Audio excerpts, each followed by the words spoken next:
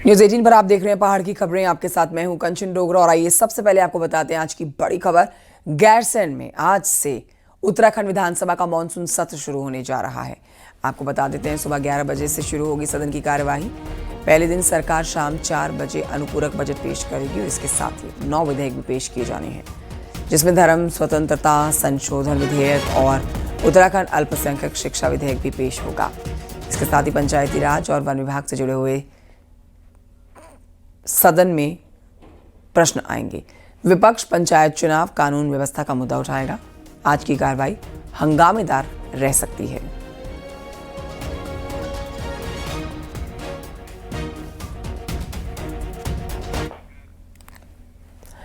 उधर गैरसैंण में आज से शुरू होगा विधानसभा सत्र, जिसमें पहले कल हुई कार्य मंत्रणा समिति की बैठक और मीटिंग में पक्ष विपक्ष के बीच में तनातनी नजर आई। पक्ष विपक्ष के बीच तनातनी मीटिंग में और ये तय भी हो गया कि 2 दिन का एजेंडा। पहले दिन 9 विधेयक टेबल करेगी सरकार। नेता प्रतिपक्ष ने मांगा टेबल को लेकर विधायकों का मसौदा चर्चा के लिए जरूरी है, विधायकों को विधेयक की जानकारी हो।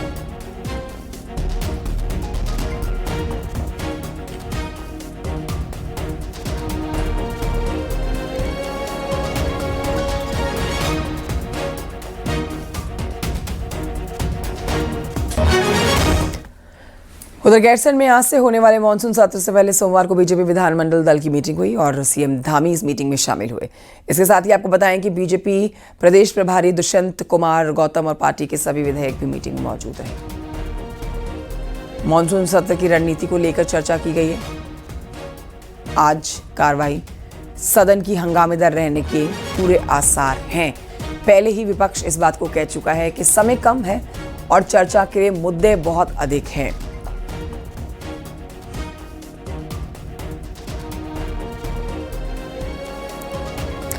और आइए सीधे रुख करते हैं गैरसैंण की तरफ, जहां से हमारे सहयोगी सुनील नप्रभात इस समय मौजूद हैं। सुनील नप्रभात, आपसे सारी जानकारी लेना चाहेंगे। इस समय यहाँ क्या हलचल है, आज क्या कुछ होने वाला है सदन में? विपक्ष कांग्रेस पहले ही सरकार के लिए बोल चुका है कि समय कम है और मुद्दे बहुत ज्यादा है चर्चा के लिए, सरकार को घेरने के लिए। तो विपक्ष की तैयारी तो पूरी नजर आ रही है, लेकिन सरकार की भी अपनी तैयारी है। आप इसमें विस्तृत जानकारी दें और आज किन किन मुद्दों पर कैसे हंगामा सदन के अंदर हो सकता है, इस पर भी बताएं। देखिए कंचन, सेशन की कार्रवाई आज सुबह 11 बजे से शुरू हो जाएगी और पहला ही दिन विधानसभा का जो मानसून सेशन है उसका पहला ही दिन बेहद महत्वपूर्ण रहने वाला है। सबसे पहले मैं विधेयक से शुरू करूंगा कि आज 9 विधेयक टेबल होंगे।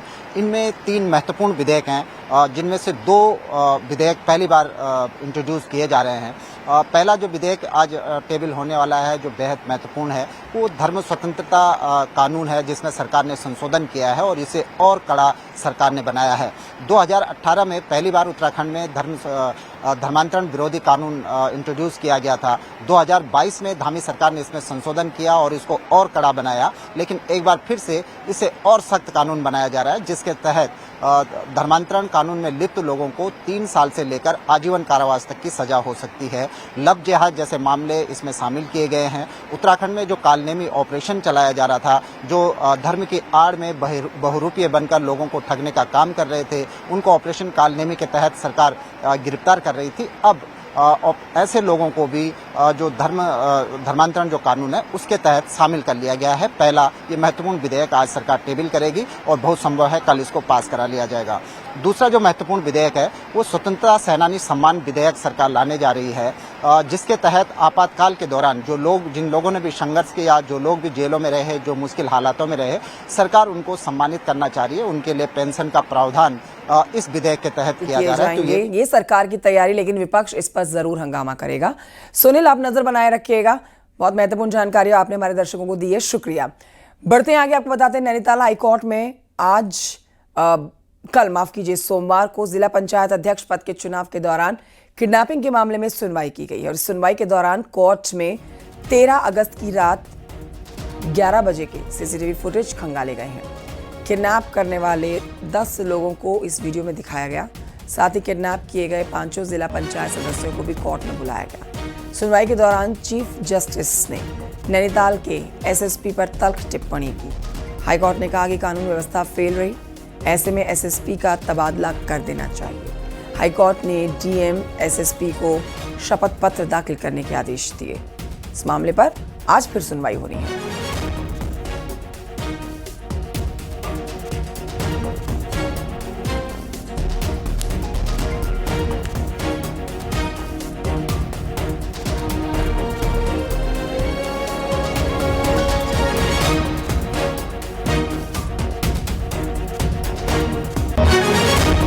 नैनीताल हाईकोर्ट ने एसएसपी पर बेहद सख्त टिप्पणी की।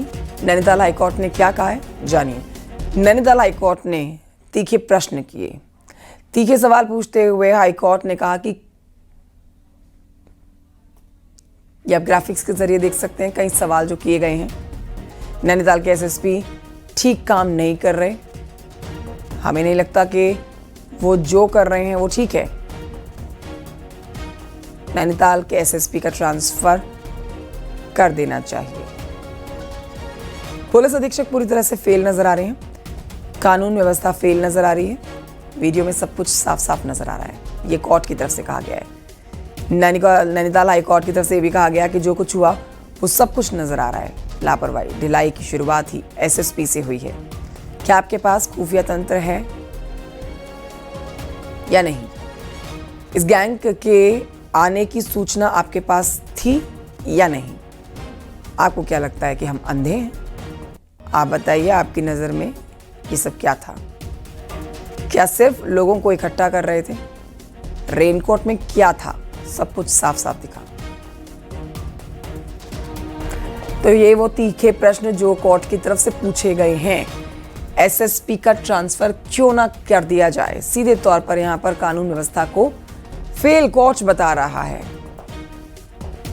आज एक बार फिर से इस मामले पर सुनवाई होनी है। कल सुनवाई हो चुकी है और कल की सुनवाई के आपको महत्वपूर्ण अंश बता रहे हैं किस तरह से कोर्ट ने यहाँ पर कानून व्यवस्था के ऊपर ही सवाल खड़े किए हैं। आज की सुनवाई भी काफ़ी अहम रहने वाली है।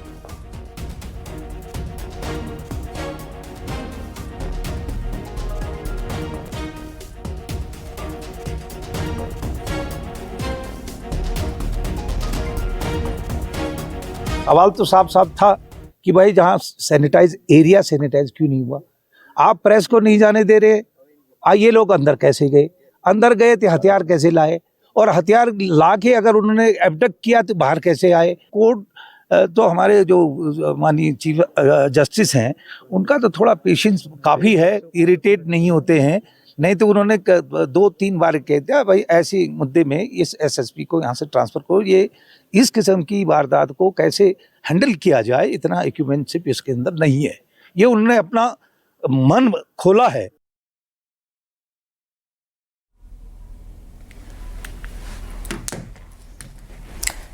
वीरेंद्र बिष्ट हमारे साथ फोन लाइन पर मौजूद है इस खबर पर और जानकारी के साथ। वीरेंद्र, नैनीताल हाईकोर्ट ने कई गंभीर सवाल खड़े किए हैं।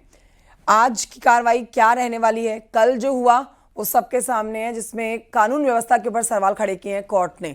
आज जरा कल की कार्रवाई पर भी जानकारी दें, किस तरह की गहमा गहमी कोर्ट के अंदर रही और आज क्या होने वाला है?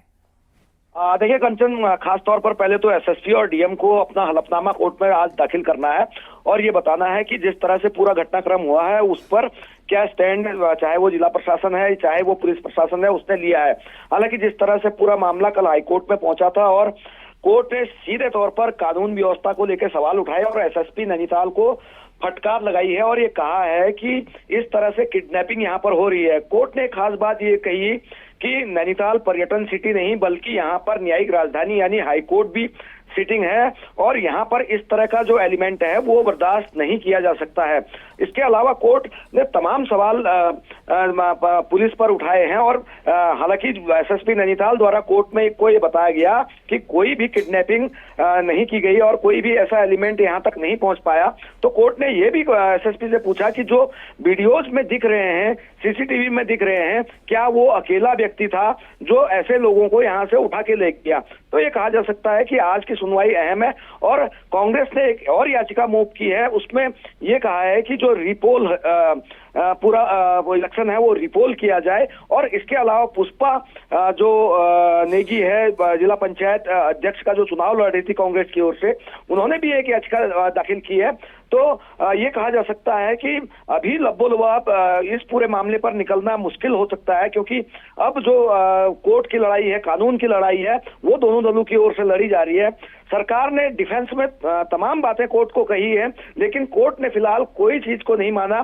फिलहाल कोर्ट का जो मुख्य व्यू है वो किडनैपिंग को लेके है। कैसे किडनैपिंग हो गई, कैसे एक दिन पहले किडनैपर्स जो है वो नैनीताल तक पहुंच गए, तो आज दिन में 2 बजे इस पूरे मामले पर सुनवाई होनी है। तो ये कहा जा सकता है कि कुछ न कुछ कोर्ट से निकलकर सामने आएगा शाम तक। कंचन, शुक्रिया। आप आज की कोर्ट की कार्रवाई पर भी नजर रखिएगा। वीरेंद्र, शुक्रिया फिलहाल की जानकारी के लिए आपका।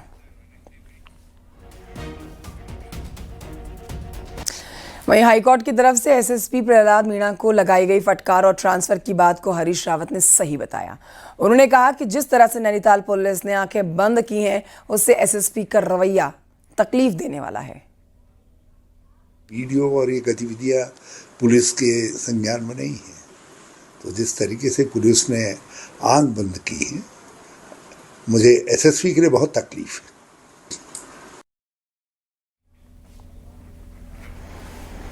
नैनीताल जिला पंचायत चुनाव के दौरान गायब 5 सदस्यों को भी सोमवार को पुलिस ने कोर्ट में पेश किया। नाटकीय अंदाज में हुई पेशी को पुलिस अपना अच्छा काम बता रही थी, लेकिन हैरानी की बात यह है कि हाईकोर्ट ने इन 5 सदस्यों की बात सुनने तक से इनकार कर दिया। यही नहीं, इसी दौरान एसएसपी को फिर से फटकार भी लगाई गई। ये 5 वही जिला पंचायत सदस्य हैं जिनके अपहरण के वीडियो वायरल हुए, लेकिन बाद में इन्होंने एक वीडियो जारी करके कहा था कि वो अपनी मर्जी से घूमने चले गए थे। जिसके बाद आज जब उनकी कोर्ट में पेशी हुई तो कोर्ट ने इन सभी सदस्यों को सुनने से ही इनकार कर दिया।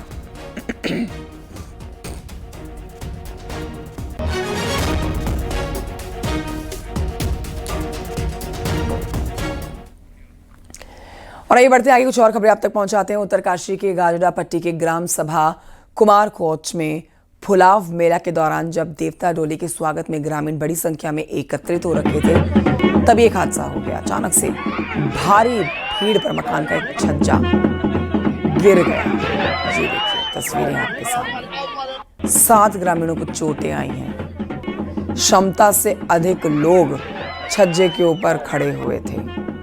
बस ऐसे में डोली जो नीचे से गुजर रही थी, उसके ऊपर ये छज्जा टूट कर गिरा है। गनीमत रही कि माता की डोली को नुकसान नहीं हुआ, लेकिन 7 लोग चोटिल हुए हैं, अस्पताल में भर्ती कराए गए।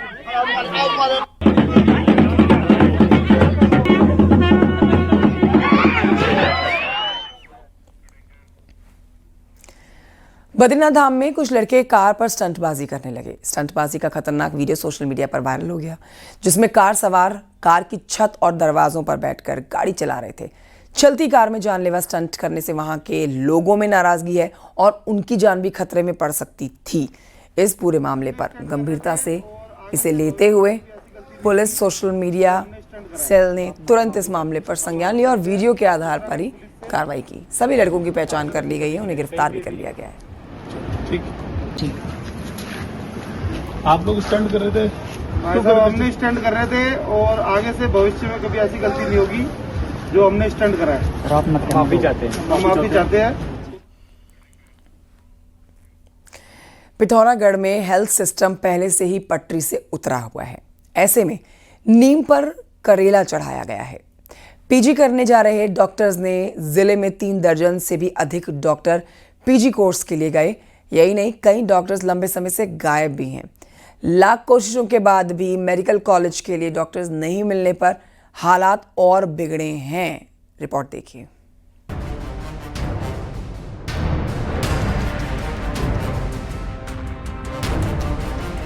कहने को तो पिथौरागढ़ में जिला अस्पताल के साथ बेस हॉस्पिटल भी वजूद में आया है, लेकिन डॉक्टर्स की भारी कमी इन संस्थानों के साथ ग्रामीण अस्पतालों पर भी पड़ रही है। जिले में 174 डॉक्टर्स के पद स्वीकृत हैं, लेकिन इनके मुकाबले सिर्फ 121 की ही तैनाती हो पाई है। ऐसे में रही सही कसर पीजी करने के डॉक्टर ने पूरी की है। जिले में 3 दर्जन के करीब डॉक्टर लंबे समय से पीजी कोर्स करने के लिए गए हैं। यही नहीं, 2 दर्जन संविदा डॉक्टर लंबे समय से कहाँ हैं, ये कोई नहीं जानता। समय समय पर महानिदेशालय को अवगत करा दिया गया है कि हमारे पास यहाँ पे इतने डॉक्टर्स नहीं है और इतने डॉक्टर्स की हमें ज़रूरत है, और पीजी में भी जाहिर है जो पीजी अध्ययन करके आएंगे वो यहीं पे पोस्टिंग मिलेगी उनको। जिला और महिला अस्पताल के साथ ही डॉक्टर की कमी के चलते ग्रामीण हॉस्पिटल भी पटरी से उतरे हैं। हेल्थ सिस्टम को पटरी में लाने के लिए 65 करोड़ की लागत से बेस हॉस्पिटल बना है, लेकिन फिलहाल 5 साल का समय गुजरने पर भी यहां डॉक्टर की तैनाती नहीं हो पाई है।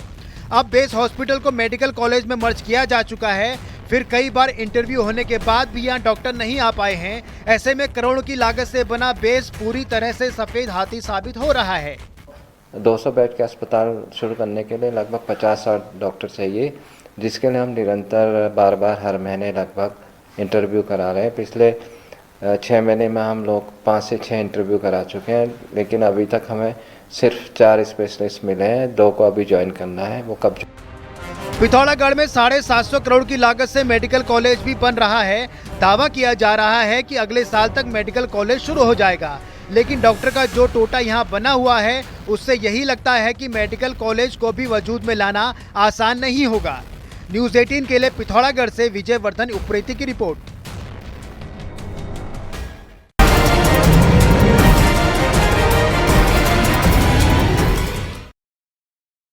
पहाड़ पर आफत की बरसात की अब आपको तस्वीरें दिखाएंगे, जानकारी देंगे, जिसमें उत्तराखंड में अभी बारिश से राहत मिलने के आसार नहीं है। मौसम विभाग ने पूरे हफ्ते बारिश का अलर्ट जारी किया है। पहाड़ी जिलों में तेज बारिश की संभावना है, इसके साथ ही लैंडस्लाइड का भी खतरा है। पहाड़ों में बारिश के बाद नदियों का जलस्तर बढ़ा हुआ है। सभी जिलों के डीएम को एडवाइजरी जारी कर दी गई है। लोगों से नदी किनारों पर ना जाने की अपील की जा रही है।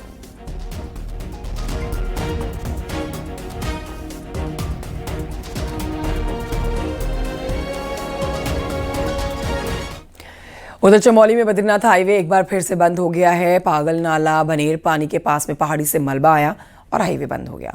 कमेड़ा में भी मलबा आने से हाईवे बंद हो गया है। तो वहीं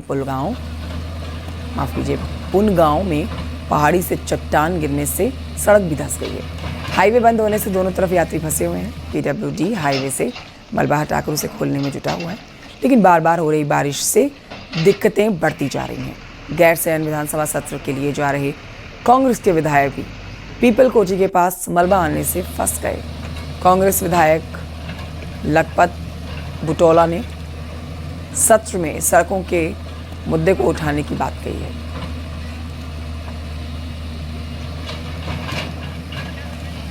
मैं सोलंकी और हम अहमदाबाद गुजरात से हम लोग पूरा ग्रुप यहाँ आए। हमारी तरह काफ़ी यात्री भी इधर फंसे हुए हैं। ऑलमोस्ट 6-7 घंटे से भी शायद ज़्यादा टाइम से रास्ता बंद है। कई लोग वेट कर रहे हैं घर जाने के लिए। किसी का आगे का ट्रेन का टिकट है, किसी का फ्लाइट का टिकट है, लेकिन कुछ ठिकाना नहीं है रास्ता क्लब क्लियर। क्षेत्र से कई जगह सर यही हाल लगातार हो रखे हैं। मैं जरूर कह रहा हूँ कि सरकार को इसको संयोजित सोचना चाहिए, इस पर ध्यान देने की जरूरत है। हजारों लोग रुके हुए हैं और लोगों को बहुत परेशानियां हो रही हैं। लोगों पे जो बाहर से लोग आते हैं उनको जो भरोसा इस सरकार को देना चाहिए, वो भरोसा लोगों का जीतने में सरकार मुझे लग रहा है असफल है। सरकार को ये विधानसभा सत्र में इस मामले को उठाऊंगा। लगातार पीपल कोठी के भनीर पानी के पास बाधित हो रहा है और आप तस्वीरों में देखिए किस तरीके से यहाँ पे ये पूरा लैंडस्लाइड ऊपर से नीचे की तरफ अब खिसक कर आ रहा है और सुबह से यहाँ पे मार्ग बाधित है। जहाँ यहाँ पे बद्रीनाथ धाम और हेमकुंड साहिब से लौटने वाले यात्री और हेमकुंड साहिब या बद्रीनाथ धाम जाने वाले जो यात्री हैं वो यहाँ पे फंसे हुए हैं और अभी भी मार्ग खुलने की कोई भी संभावना यहाँ पे दिखाई नहीं दे रही। आगे जाके आपको कुछ और तस्वीरें हम दिखाएंगे कि किस तरीके से अब ये सड़क जो है वो बहुत ज्यादा खतरनाक हो चुकी है। नेशनल हाईवे है और नेशनल हाईवे पे लगातार जो पहाड़ है वो गिर रहा है और उससे कहीं ना कहीं मुश्किलें भी पैदा हो रही है। फिलहाल मार्ग बाधित है और यात्री परेशान है। नितिन सेमार, न्यूज़ 18, बद्रीनाथ राष्ट्रीय राजमार्ग, पीपल कोठी। बद्रीनाथ नेशनल हाईवे जगह जगह पर बंद है। श्रीगढ़नगर के पास में भी ये हाईवे काफ़ी दिन से पहाड़ी से मलबा आने की वजह से बंद है, जिससे लोगों को भारी समस्याएं हो रही हैं। ऋषिकेश में गोचर के बीच में कई जगह हाईवे बंद है। भारी बारिश के बाद धूप निकलने से भी पहाड़ दरक रहे हैं और बिना बारिश भी बद्रीनाथ हाईवे पर सफ़र करना बेहद खतरनाक बना हो जाता है।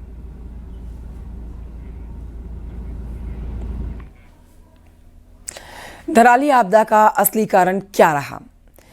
अब आपको बताते हैं कि इस बात की जांच शुरू हो गई है। NIM और SDRF की टीम ने पूरे इलाके से डेटाबेस, वीडियोग्राफी और फोटोग्राफ्स जुटाए हैं, जिन पर एक्सपर्ट्स रिसर्च करेंगे और आपदा के कारणों को जानेंगे।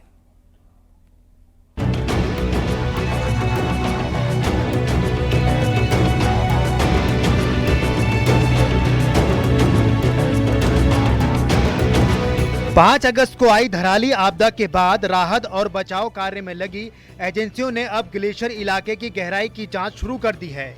SDRF और NIM की 6 सदस्यीय संयुक्त टीम श्रीखंड ग्लेशियर पहुंची और पूरे क्षेत्र का भौतिक निरीक्षण किया। इस निरीक्षण का मकसद ये पता लगाना था कि कहीं इलाके में कोई ऐसी कमजोरी तो नहीं है जो आगे फिर से खतरा बन सके। लेकिन निरीक्षण के दौरान टीम को ऐसा कोई बिंदु नहीं मिला जिससे दोबारा आपदा आने का अंदेशा हो। पूरा पैसेज इन्होंने सर्च किया। हमें एक अप्रीहेंशन था, अंदेशा था कहीं पर पूरे पैसेज में कहीं पर ऐसा तो नहीं है कोई मलबा इकट्ठा हो गया है जहां बारिश के कारण फिर से दोबारा से इस तरह की सिचुएशन आ सकती है। उस पैसेज में जो टीम गई है उसको कहीं पर इस तरह का कोई मलबा नहीं दिखा है। संयुक्त टीम ने इलाके से सैंपल इकट्ठे किए और पूरे क्षेत्र की वीडियोग्राफी भी की है। अब ये पूरा डेटा भूगर्भ वैज्ञानिकों को सौंपा जाएगा ताकि विशेषज्ञ अपनी जांच करके अंतिम रिपोर्ट दे सकें और ये तथ्य सामने आए कि धराली में इतनी बड़ी आपदा की असल वजह आखिर क्या थी। एक्सपर्ट्स हैं, उन्हें जरूर मदद इस बात में मिलेगी कि घटना किस तरह से हुई थी, एवलांच हुआ था, लैंडस्लाइड हुआ था या फिर कोई लेक बनी थी, कितना पानी था, पानी का लेवल कितना था, उस सब की जो किस तरह से ये घटना अनफोल्ड हुई उसका पता चलेगा। फिलहाल जांच रिपोर्ट का इंतजार है, लेकिन SDRF और NIM की टीम ने साफ किया है कि फिलहाल ऊपरी इलाके में आपदा जैसा कोई खतरा नजर नहीं आ रहा है। सत्येंद्र बर्तवाल, न्यूज़ 18, देहरादून।